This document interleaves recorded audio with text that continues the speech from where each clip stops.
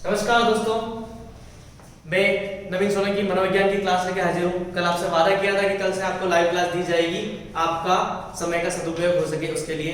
तो क्लास की शुरुआत करते हैं। मैं शुरुआत करूंगा यूनिट नंबर 3 से, जिसका सब टॉपिक है बुद्धि, इंटेलिजेंस। बुद्धि होती क्या है? सबसे पहले शुरुआत, बुद्धि होती क्या है? बुद्धि एक अमूर्त संप्रत्यय माना गया है। बुद्धि को एक अमूर्त संप्रत्यय माना गया है। अब सबसे पहली बात, अमूर्त क्या होता है? अमूर्त वस्तु, अमूर्त क्या होता है? अमूर्त चीज किसे कही गई है? मूर्त का अर्थ होता है प्रत्यक्ष प्रमाण।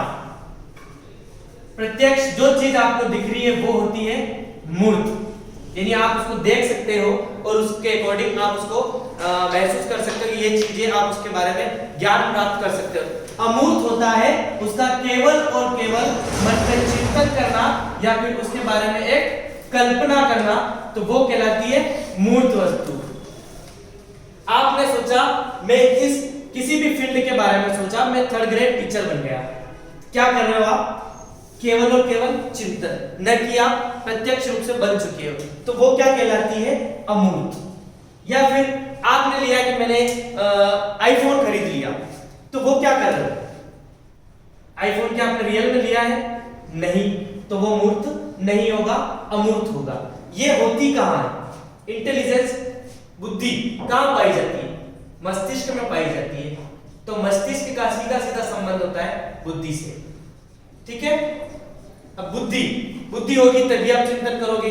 मस्तिष्क के अंतर्गत आपके अंदर इंटेलिजेंस पाई गई तो ही आप उसका क्या कर पाओगे? चिंतन कर पाओगे, कल्पना कर पाओगे। और कल्पना और चिंतन एक अचेतन मन का हिस्सा है।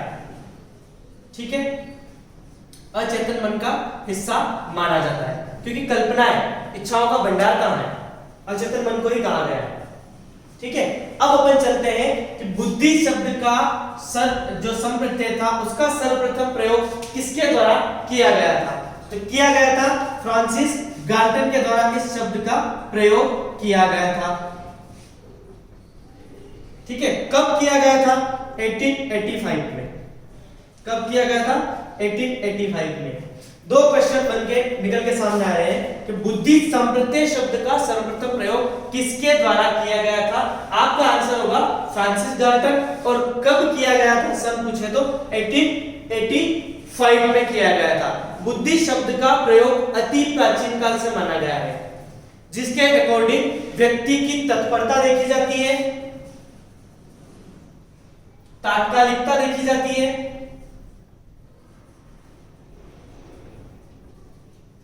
तात्कालिकता देखी जाती है, और देखा जाता है समस्या समाधान करने की योग्यता और समायोजन करने की योग्यता उसके अंतर्गत कितनी है, ये चीजें उसमें देखी जाती है।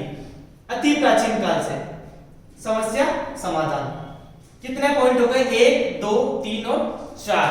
अति प्राचीन काल से माना गया है बुद्धि अगर उसमें होगी तो उसमें तत्परता पाई जाएगी, तात्कालिकता पाई जाएगी, समायोजन करने की योग्यता पाई जाएगी और समस्या समाधान करने की योग्यता पाई जाएगी।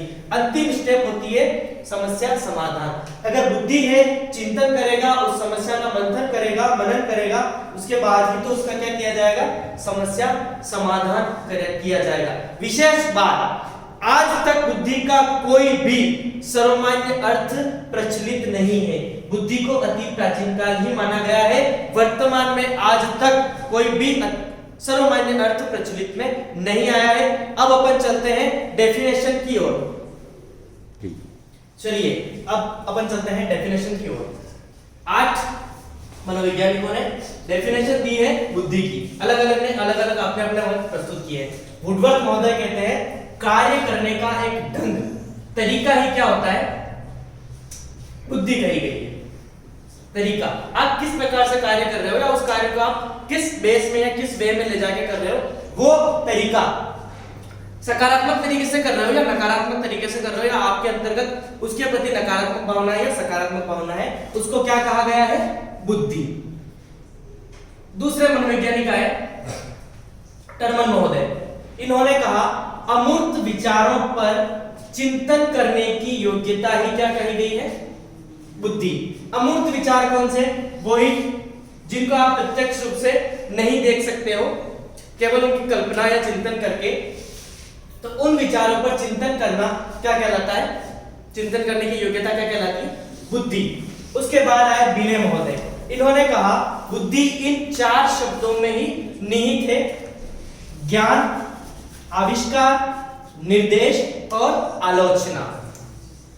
एक बात कह देना चाहता हूं, ये जो मेन मुख्य शब्द लिखे गए हैं, इन्हीं से आपकी परिभाषाएं आपको याद होगी, इसलिए आप इन शब्दों को लिख ले।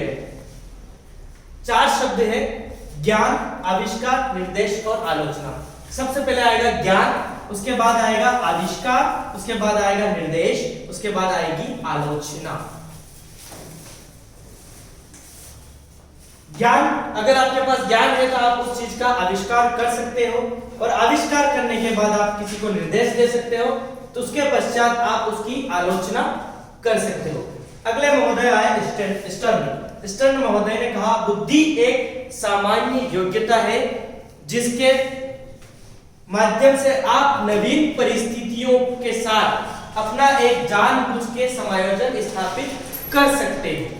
कैसे नवीन परिस्थितियां? कैसे? समझो, आप नॉर्मली घर पे पढ़ाई करते हो और आपको अचानक हॉस्टल में डाल दिया जाता है, ठीक है? घर पे आप उठते हो 9 बजे और सोते हो 11 बजे।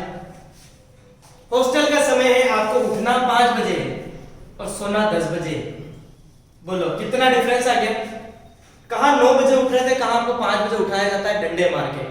तो आप क्या कर रहे हो? जानबूझ के उसका समायोजन कर रहे हो, उसके प्रति आप लगाव कर रहे हो, नहीं मुझे 5 बजे ही उठना है। ये क्या हो गया? सामान्य योग्यता। योग्यता सामान्य रहेगी, परिस्थितियां नवीन हो जाएगी, और समायोजन कौन सा होगा? जानबूझकर। करना नहीं चाहते हो लेकिन आपको जानबूझकर करना पड़ेगा। अगले महोदय आए गाल्टन महोदय। इन्होंने कहा सीखने और पहचानने की योग्यता क्या कहलाती है? बुद्धि। आपने कोई ज्ञान सीखा, उसको पहचाना, एक बार सीख लिया, दूसरी बार आपको सेकंड टाइम वही ज्ञान, आपने उस प्रकार की कोई वस्तु देखी या उस प्रकार का कोई कार्य होते हुए देखा था, आपने उसको पहचाना कि ये मैंने सीखा था, वो क्या कहलाएगी? बुद्धि, स्मरण शक्ति। अगला है सीखने की योग्यता ही बुद्धि है। किसके अनुसार? बकिंघम के अनुसार। इन्होंने कहा केवल सीखना ही क्या कहलाएगा? बुद्धि कहलाएगी। किनके अनुसार? बकिंघम महोदय के अनुसार। अगले पधारे बर्ट महोदय। इन्होंने क्या कहा? किसी छोटी वस्तु को समझना, उस पर विचार करना, उसके बाद तर्क करने की जो योग्यता विकसित होती है, वो क्या कहलाती है? बुद्धि। समझ लिया, कोई गणित का सवाल लिया, आपने उसको समझ लिया, उसके बाद क्या किया? उसके ऊपर विचार किया, उसी पैटर्न में दूसरा सवाल आ गया, ठीक है? तो अब उसके ऊपर तर्क करोगे आप गुरुजी से, सर मैंने उसमें ये सीखा था, आपने ये बताया, ये तरीका चेंज कैसे हुआ, या ये जगह चेंज कैसे हुआ, तो वो चीज क्या कहलाएगी? बुद्धि। समझा, फिर विचार किया, उसके बाद आपने उस पर क्या किया? तर्क किया। लास्ट में महोदय है फ्रीमैन, बिल्कुल फ्री बैठे हुए। इन्होंने क्या किया? अलग अलग मनोवैज्ञानिक अलग अलग तरीके बताए थे, उन्होंने उसमें क्या शामिल कर दिया? समायोजन। ये देखो उनका इसमें बेस बिठा दिया, अधिगम यानी आप सीख रहे हो, इन चीजों को जोड़ दिया। लास्ट में जोड़ दिया अमूर्त चिंतन। जो अमूर्त चिंतन ये कर रहे थे टर्मन महोदय, इन तीनों को ऐड करके अपने ही एक डेफिनेशन तैयार कर दी। क्या कहलाई? बुद्धि समायोजन, अधिगम तथा अमूर्त चिंतन करने की एक योग्यता है, वो क्या कहलाती है? बुद्धि। अब इन सभी परिभाषाओं को एक साथ याद करने की एक शॉर्ट ट्रिक है।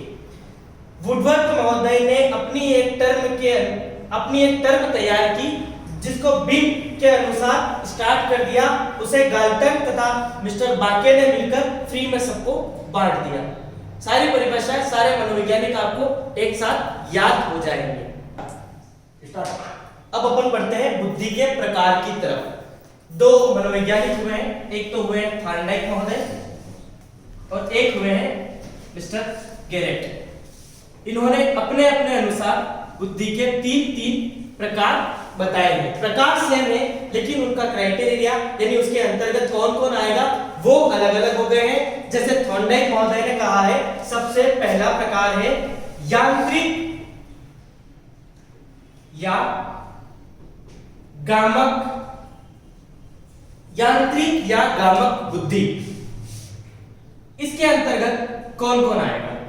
अब यांत्रिक के अनुसार अपन समझ गए जो यंत्रों से रिलेटेड होता है, तो इसमें सबसे पहले आएंगे व्यापारी, ठीक है, व्यापारी आएंगे, फिर आएंगे डॉक्टर, फिर आएंगे वास्तुकार, और एक और है इसमें इंजीनियर। ठीक है, कितने हो गए? 4, व्यापारी, डॉक्टर, वास्तुकार और इंजीनियर। अब यांत्रिक जिनका संबंध होता है मशीन या उपकरण के साथ संबंध पाया जाता है, उस बुद्धि को कहते हैं यांत्रिक। और गामक, वो कैसे? गामक यानी चलती फिरती या चलता फिरता रूप, मशीनें चलती है, उनके साथ इनका क्या पाया जाता है? एक रिलेटेड कोरिलेशन पाया जाता है। अब इसको क्या कहते हैं? इस बुद्धि का एक और नाम है व्यावहारिक बुद्धि। वो कैसे? मशीनों के व्यवहार के साथ या मशीनरीज के व्यवहार के साथ मिलके कार्य किया जाता है, तो वो बुद्धि कहलाएगी व्यावहारिक बुद्धि। इस बुद्धि का उपनाम हो गया व्यावहारिक बुद्धि। इधर अब गेरेट महोदय ने माना पहला प्रकार मूर्त या स्थूल बुद्धि, मूर्त या स्थूल बुद्धि। इन्होंने इसके अंतर्गत रखा इंजीनियर और कबाड़ी। कबाड़ी जो होता है वो यंत्रों के साथ ही कार्य करता है। ठीक है, अगला प्रकार अमूर्त बुद्धि। अमूर्त बुद्धि अपन समझ चुके हैं पहले, किसको कहते हैं? जिनका प्रत्यक्ष प्रमाण नहीं हो उनके बारे में विचार करना, चिंतन करना क्या कहलाता है? अमूर्त बुद्धि या अमूर्त रूप कहलाता है। अमूर्त बुद्धि दोनों ने बताए सेम है, लेकिन किसके अंतर्गत कौन आएगा? ये दोनों के परिवर्तित रूप है। इसमें आएगा अमूर्त बुद्धि, चिंतन को कहते हैं। ठीक है, और इसके अंतर्गत आएंगे वो है महोदय कवि, कल्पनाशील और चित्रकार। कौन कौन आएंगे? कवि, कल्पनाशील व्यक्ति और चित्रकार। अब इधर आएंगे केवल और केवल पुस्तकीय ज्ञान से रिलेटेड जो व्यक्ति होते हैं वो। अब कैसे समझे? कल्पनाशील का रिलेशन भी पुस्तकीय ज्ञान से हो सकता है, चित्रकार का संबंध भी पुस्तकीय ज्ञान से हो सकता है, और कवि का संबंध भी पुस्तकीय ज्ञान से हो सकता है। अब देखिए तीसरी बुद्धि बताई सामाजिक बुद्धि। किस महोदय ने बताई? महोदय थे थॉर्नडाइक महोदय ने बताई सामाजिक बुद्धि। अब इधर वापिस गेरेट महोदय ने भी बताई सामाजिक बुद्धि। कितने प्रकार की बुद्धि हो गई है? 3 प्रकार की। अब इधर सामाजिक बुद्धि में थॉर्नडाइक महोदय ने रखा व्यवहार कुशल व्यक्तित्व को। किसको रखा? व्यवहार कुशल, यानी कि जिनका व्यक्तित्व होता है मित्रतापूर्ण, सहयोगी भावना वाला। इसको किस में रखा? सामाजिक बुद्धि में रखा गया। और इधर रखे गए सोशल वर्कर, सामाजिक कार्यकर्ता। ठीक है, अब एक मेन बात जो लिखने की है, अब किसी का क्वेश्चन आएगा सर सामाजिक बुद्धि में शिक्षक आते हैं। बात सही है कि सामाजिक बुद्धि में शिक्षक आते हैं, लेकिन मैं प्रूव कर सकता हूं शिक्षक में सभी प्रकार की बुद्धि पाई जाती है। नोट लगा के लिखना है आपको, शिक्षक में सभी प्रकार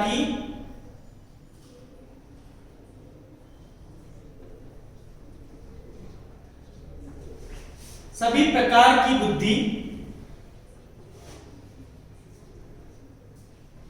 पाई जाती है।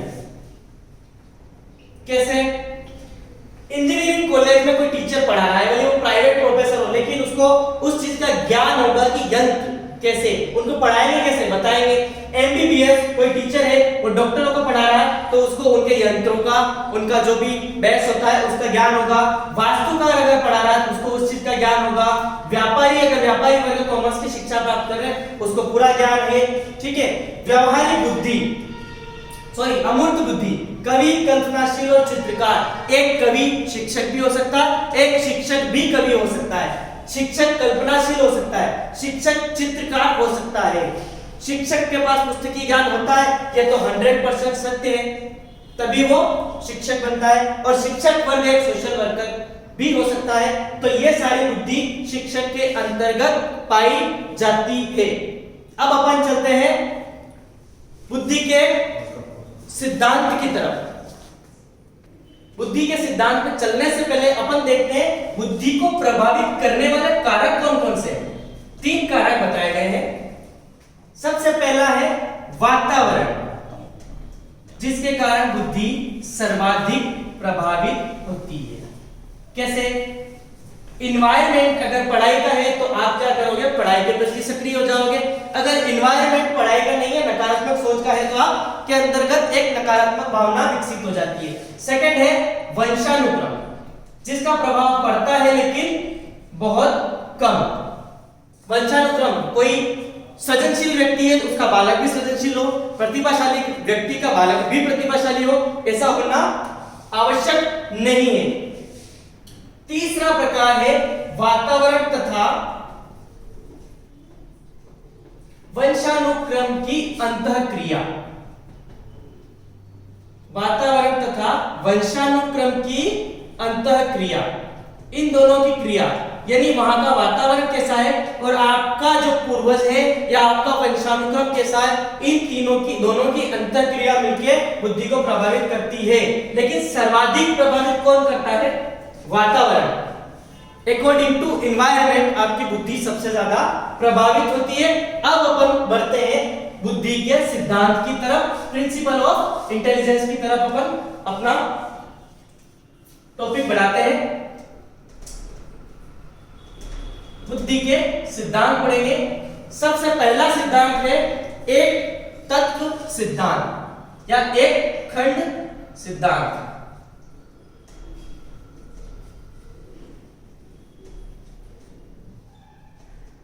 एक तत्व सिद्धांत या एक खंड सिद्धांत, यानी कि इसके अंतर्गत बुद्धि कितने पाई जाती है? एक खंड ही पाया जाता है। इसका जो प्रयोग करता था, इसका जो प्रवर्तक था वो था अल्फ्रेड बिने। कौन था? अल्फ्रेड बिने। और प्रयोग हुआ था 1911 में। प्रयोग किया गया था 1911 में। और इस सिद्धांत को प्रयोग करने वाले बिने के साथ में सहयोगी थे टर्मन तथा स्टर्न। टर्मन तथा स्टर्न महोदय, इन दोनों ने इनका सहयोग किया था। एक अकेला व्यक्ति प्रयोग नहीं कर पाया, तो इसके लिए इनके साथी सहयोगी थे टर्मन और स्टर्न महोदय। अब एक बात और आती है कि इस सिद्धांत के जो आदि प्रवर्तक, फर्स्ट फाउंडर जो माने जाते हैं, यानी इस सिद्धांत की चर्चा या इस सिद्धांत को खोजने वाले थे, उनका नाम है Johnson. Johnson and Johnson baby soap आता है, उससे आपको ये याद रह जाएगा। अगली और बढ़ते हैं इससे, यानी इस सिद्धांत को बुद्धि का निरंकुशवादी सिद्धांत। अब इसका उपनाम हो गया। निरंकुश का अर्थ क्या होता है? उसके ऊपर आपका अंकुश नहीं लगाना। निरंकुशवादी सिद्धांत कहा जाता है किसे? बुद्धि के एक तत्व सिद्धांत को निरंकुशवादी सिद्धांत कहा जाता है बुद्धि का। और इसे एक अविभाज्य इकाई माना जाता है, इसलिए इस सिद्धांत की क्या हुई है? आलोचना हुई है। आलोचना होने का कारण कैसे? इस बुद्धि में क्या है? केवल और केवल एक तत्व, जिसकी वो विभाज्य इकाई है ही नहीं। एक है तो उसको आप विभाजित नहीं कर सकते हो, इसलिए इसकी क्या हुई है? आलोचना हुई है। यह हुआ अपना पहला सिद्धांत कंप्लीट। अब अपन बढ़ते हैं दूसरे सिद्धांत की ओर, जो है द्वितत्व, द्विखंड या द्विकारक सिद्धांत। द्विखंड, द्वितत्व या द्विकारक सिद्धांत, यानी इसके अंतर्गत कितने कारक हैं, कितने तत्व हैं? 2। और इसके प्रवर्तक माने गए हैं स्किनर महोदय। स्किनर के द्वारा सन 1904 में इस सिद्धांत का प्रतिपादन किया गया था। इन्होंने बुद्धि के दो तत्व माने हैं। पहला है सामान्य तत्व, ठीक है, और दूसरा है विशेष तत्व। विशेष तत्व ये होता है जन्मजात और ये होता है अर्जित। देखो, सामान्य जो होता है वो सभी के अंतर्गत समान पाया जाता है, जन्मजात होता है, इनकी मात्रा क्या होती है, समान होती है। और विशेष तत्व होता है जो अर्जित किया जाता है, किसी व्यक्ति विशेष के अंतर्गत पाया जाता है, इसलिए इनकी क्या होती है, मात्रा भिन्न हो जाती है, ठीक है। और इसमें क्या होता है, जो सामान्य तत्व है उसमें किए जाते हैं सामान्य क्रियाकलाप, यानी सभी एक जैसा व्यवहार करते हैं, सभी के अंतर्गत एक समान पाया जाता है। और विशेष बुद्धि में किए जाते हैं विशेष क्रियाकलाप। जैसे महात्मा गांधी जी का जो चरित्र था, या महात्मा गांधी जी ने एक अमिट छाप छोड़ी थी, तो उस व्यक्ति को कैसा माना जाता है, विशेष माना जाता है। देखिए, अब अपन ने देखा सामान्य तत्व। सामान्य तत्व कौन से होते हैं, जन्मजात, मात्रा समान होती है, यानी सभी व्यक्तियों के अंतर्गत इनकी मात्रा समान होती है। और ये करते कैसे हैं, सामान्य क्रियाकलाप करते हैं। अब विशेष तत्व में क्या होता है, अर्जित होते हैं और मात्रा भिन्न होती है और विशेष क्रियाकलाप किए जाते हैं। ये आप एक कर लीजिए, पॉज करके लिख लेना या वापस इस वीडियो को रिवाइज करके देख लेना। अब बुद्धि के अन्य मेन बात, इसकी जो हाईलाइट बात है, बुद्धि के अन्य सिद्धांतों की नींव किसे कहा गया है, बुद्धि के द्वितत्व सिद्धांत को बुद्धि के अन्य सिद्धांतों की नींव कहा गया है। किस सिद्धांत को, स्किनर के द्वितत्व या द्विखंड सिद्धांत को बुद्धि के अन्य सिद्धांतों की नींव माना गया है। यानी अन्य सिद्धांत जब प्रतिपादित हुए उससे पहले बुद्धि का द्वितत्व सिद्धांत आया था, उसी के अकॉर्डिंग अन्य सिद्धांत इसके तौर पे चले हैं, ठीक है। बुद्धि के अन्य सिद्धांतों की नींव माना गया है। एक नोट लगा के इस सिद्धांत में आपको एक चीज ऐड करनी है, इन दो तत्वों के अलावा स्किनर महोदय ने एक तीसरा तत्व ऐड किया था, तीसरा तत्व। इसलिए इस सिद्धांत को तृतीय तत्व माना जाता है या त्रिकारक माना जाता है, लेकिन वो प्रचलन में नहीं है। उसमें होता क्या है, general factor plus special factor add हो जाता है और तीसरा कारक निकल के आता है समान या सामान्य तत्व। तीनों दो तत्वों को मिला के बनता है। आप उसको स्क्रीनशॉट ले लें या अपने नोटबुक में ऐड कर लें, ठीक है। अब अपन बढ़ते हैं तीसरे सिद्धांत की तरफ। सिद्धांत कहलाता है बहुखंड सिद्धांत, जिसके प्रवर्तक माने गए हैं थॉर्नडाइक महोदय। इनका कहना है बुद्धि जो है वो अलग अलग तत्वों से यानी बहुखंडों से मिलके मानी गई है। और बहुखंड यानी अलग अलग, एक व्यक्ति के अंदर, थॉर्नडाइक के अनुसार एक व्यक्ति के अंदर कई सारे तत्व बुद्धि के विद्यमान होते हैं, जिसके अनुसार बुद्धि को क्या कहा गया है, बहुखंड का सिद्धांत। और इसी सिद्धांत को कहा गया है बालू का सिद्धांत। क्यों? क्योंकि जो थॉर्नडाइक महोदय हैं, उन्होंने व्यक्ति के अंतर्गत जो बुद्धि पाई जाती है उसको बालू के ढेर से कंपेयर किया हुआ है। बालू के ढेर में क्या होता है, रेत के कई सारे कण होते हैं और व्यक्ति के अंतर्गत क्या होता है, बुद्धि के बहुत सारे तत्व यानी खंड पाए जाते हैं। वो कितने होते हैं, अलग अलग प्रकार के होते हैं। तो बालू के ढेर में क्या होता है, रेत के कण होते हैं। उसी के अकॉर्डिंग इस सिद्धांत को क्या माना गया है, बुद्धि बालू का सिद्धांत। और इस सिद्धांत के दो उपनाम और है, एक उपनाम और है, सॉरी, परमाणुवादी सिद्धांत। परमाणुवादी सिद्धांत। परमाणुवादी सिद्धांत क्यों?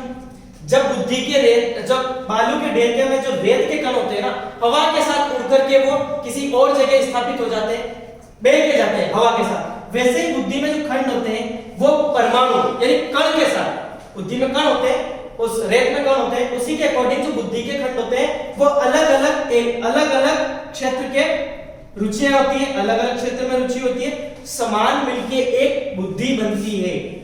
उस बुद्धि के आधार पे आप क्या करते हो, चिंतन करते हो, मनन करते हो। ये सब हो किसके कारण रहा है, बुद्धि।